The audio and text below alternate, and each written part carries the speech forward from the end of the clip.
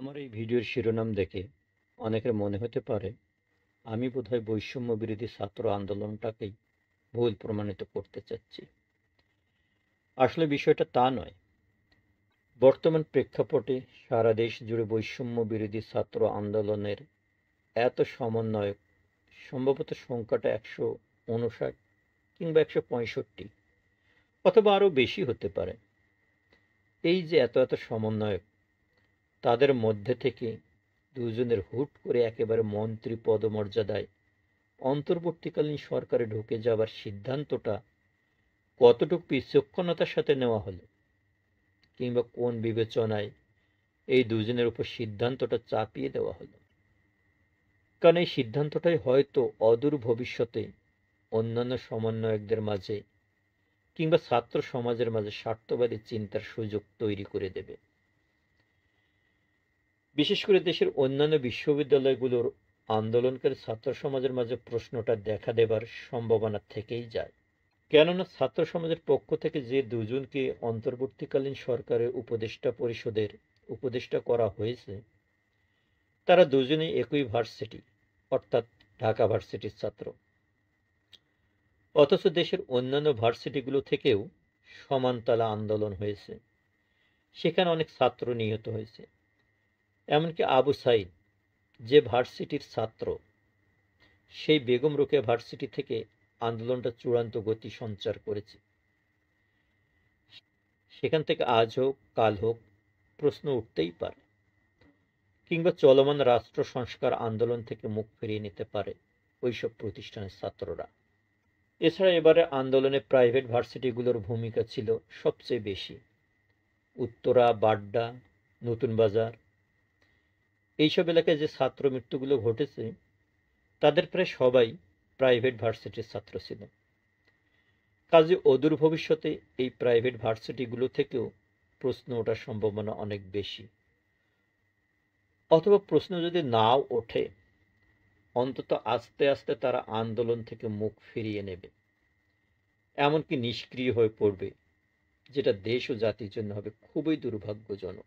অন্যভাবে চিন্তা করলে ছাত্র সমাজের এই অর্জনটাকে নস্যাৎ করার জন্য, তাদের একতা বোধকে ধ্বংস করার জন্য, এমনকি ছাত্র সমাজের মাঝে বিশৃঙ্খলা সৃষ্টির জন্য কোনো এক সময়, আমি বলছি না এমন হবেই, কোনো এক সময় অনেক সুযোগ সন্ধানী কুচক্রী মহল নানাভাবে ছাত্রদের মাঝে বিভেদ তৈরির চেষ্টা করে যাবে।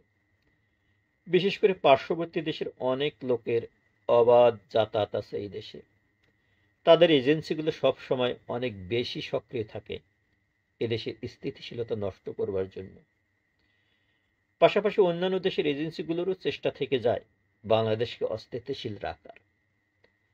এছাড়া এ দেশেরই পরাজিত শক্তি যারা দীর্ঘ 16 বছর দেশ চালিয়েছে, তাদের অনেকেই হালুয়া রুটির ভাগ পেয়েছে, কিন্তু পরিবর্তিত পরিস্থিতিতে তারাও কোণঠাসা হয়ে থাকার কারণে মরণ কামড় দেবার সুযোগ খুঁজবে।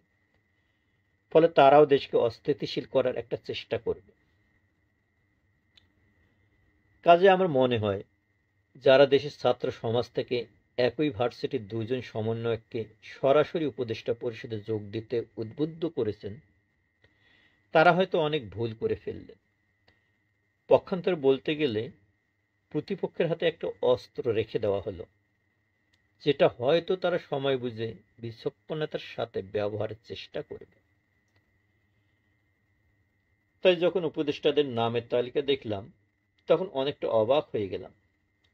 সারা দেশের ছাত্র সমাজের কথা চিন্তা না করে এরা দুজন এত বড় ঝুঁকিটা কেন নিল, কিংবা তাদেরকে যারা মোটিভেট করেছে তারা কিভাবে এদের দুজনকে উপদেষ্টা পরিষদে অন্তর্ভুক্ত করিয়ে পুরো ছাত্র সমাজের মাঝে একতা নষ্ট করার সুযোগ তৈরি করে দিল। এত বড় একটা মেসিউর্ড প্ল্যাটফর্মকে প্রশ্নবিদ্ধ করার স্পেস দিয়ে ফেললো কেন? আমি বলছি না ছাত্র সমাজ থেকে এমন কোন সমস্যা তৈরি হবেই। এমনিতে আমাদের তরুণ যুব সমাজ অনেক সচেতন, তারা জানে কিভাবে নিজেদের অ্যাচিভমেন্টকে ধরে রাখতে হয়। কিন্তু এটা তো অস্বীকার করার উপায় নেই যে এই ছাত্র সমাজের মধ্যেই সদ্য পদত্যাগী সরকারের ছাত্র সমর্থকরাও আছে, এবং আজকে হয়তো তারা চুপচাপ আছে, কিন্তু সুযোগ বুঝে তারাও তো একদিন সক্রিয় হয়ে উঠবে। তাছাড়া এই ছাত্র উপদেষ্টাদের প্রতি সম্মান রেখেই বলছি, রাষ্ট্র, সরকার, প্রশাসনের মতো জটিল বিষয়গুলো পরিচালনা করবার মতো দক্ষতা, অভিজ্ঞতা, গাম্ভীর্যের মতো গুণাবলী তারা অর্জন করতে পেরেছে কিনা সেটাও ভাবা দরকার ছিল। তাই বলছিলাম, সারা দেশ জুড়ে এতগুলো সমন্বয়কদের মাঝে থেকে মাত্র 2জন উপদেষ্টা না নিয়ে বরং ভালো হতো ছাত্র সমাজের পক্ষ থেকে অছাত্র 2-1জন শিক্ষক প্রতিনিধি রাখা। আমি তো ভেবেছিলাম ছাত্রদের পক্ষ থেকে অধ্যাপক আসিফ নজরুল সাহেব উপদেষ্টা থাকবেন, এবং 6 সমন্বয়ক এই ফাঁকে সারা দেশের ছাত্র সমাজকে টার্গেট করে, তাদের অভিভাবকদের টার্গেট করে একটি বৃহৎ রাজনৈতিক দল গড়ে তুলবে। তাহলে হয়তো একদিকে রাষ্ট্র মেরামত হতো, অপরদিকে সেই নতুন রাষ্ট্র পরিচালনার জন্য দেশের সব সমন্বয়করা সারা দেশের ছাত্র সমাজকে নিয়ে দীর্ঘমেয়াদে দেশ পরিচালনার জন্য তৈরি হতে পারত। একই সঙ্গে তারা ছায়া উপদেষ্টা পরিষদ গঠন করে বর্তমান অন্তর্বর্তীকালীন উপদেষ্টা পরিষদের উপর নজর রাখতে পারত।